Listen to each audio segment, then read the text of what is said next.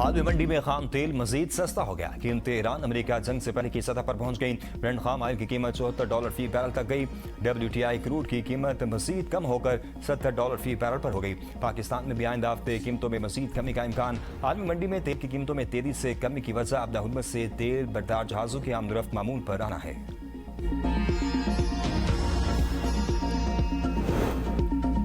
Trump का Iran को मुंजमद funds न देने का दावा, गलत मालूमात पर मुज़ाकरात खत्म करने की धमकी। ट्रूथ सोशल पर अपने बयान में कहा, अमेरिका ने ईरान को ना कोई रकम दी है और ना ही इसके मुंजमद फंड जारी किए हैं। ईरान ने अमेरिका को आगाह किया है कि अब्दा हुर्मुज़ में जहाज़ों से ना कोई टूल टैक्स लिया जा रहा है और ना ही इंश्योरेंस फीस वसूल की जा रही है। अगर ये मालूमात गलत साबित हुई तो अमेरिका और ईरान के दरमियान सारी मुज़ाकरात फौरी तौर पर खत्म कर दिए जाएंगे।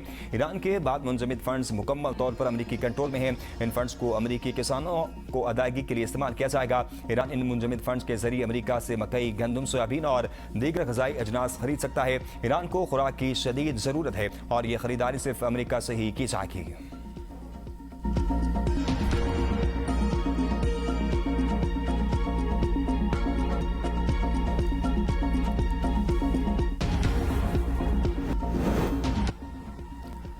आबदा हुर्मुज़ खुली और आज़ाद रहनी चाहिए। किसी भी मुल्क को आबदा हुर्मुज़ में टूल टैक्स लगाने की इजाज़त नहीं दी जाएगी। अमेरिकी वज़ीर ख़ारजा मार्क रूबियो की कुवैत में गुफ्तगू। कहा, अमेरिका और ईरान मुज़ाकरात के नए मरहले में दाखिल। तकनीकी टीमें 30 जून को स्विट्ज़रलैंड जाएंगी। खलीजी इत्तेहादियों को नुकसान पहुँचाने वाली कार्रवाई नहीं करेंगे। तकनीकी टीमें ईरान से जोहरी प्रोग्राम पाबंदियों से मुतल्लिक बात करेंगे। तवक्को है ईरान अपने तमाम वादों और मुआहदे की शराइत की पासदारी करेगा।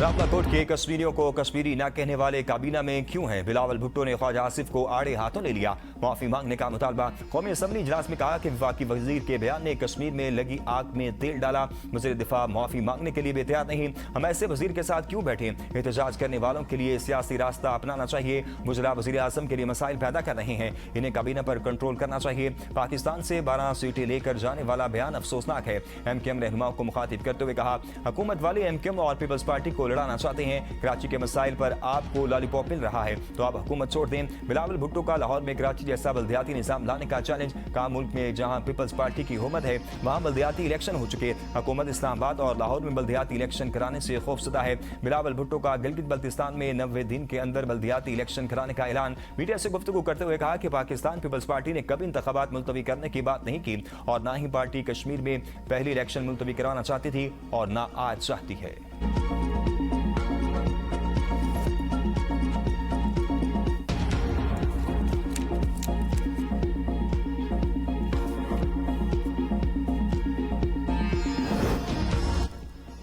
कलअदम एक्शन कमेटी लश्कर कुशी करना चाहती है। एहतजाज कॉल का मकसद आज़ाद कश्मीर के इंतखाबात को रुकवाना है। मुशीर वज़ीर आज़म राना सनाउल्लाह ने कौमी असम्बली इजलास में कहा कि आज़ाद कश्मीर की तरक्की और अवामी फलाह व बहबूद से मुतल्लिक तमाम मुतालबात मान लिए।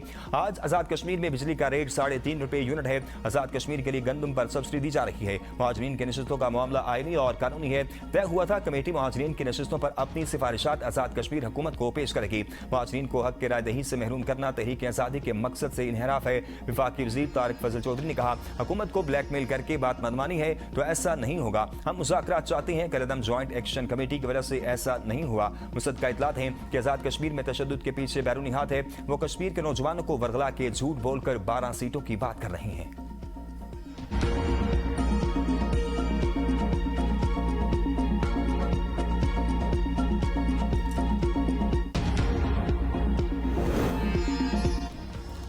बर्थ सर्टिफिकेट के साथ कोई कश्मीरी या पाकिस्तानी नहीं बनता।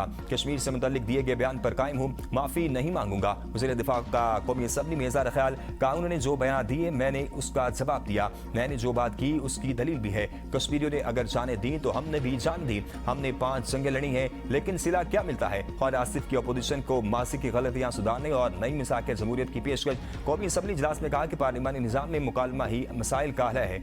माजी में सबसे गलतियां हुई। आए मिसाक जमहूरियत साइन करें। सियासत और जमहूरी रिवायात को जितना नुकसान बानी PTI ने पहुंचाया उतना किसी ने नहीं पहुंचाया। जब ये अपोजिशन में थे तो इन्होंने क्या किया? मुराद सईद ऐवान की मेज़ों के ऊपर दौड़ते थे। सिर्फ शख्सियात के गिर्द सियासत जमहूरी रिवायात के लिए नुकसानदेह है। महमूद खान अचकज़ई तहरीक इंसाफ के दरमियान बैठे अजीब व गरीब लगते हैं।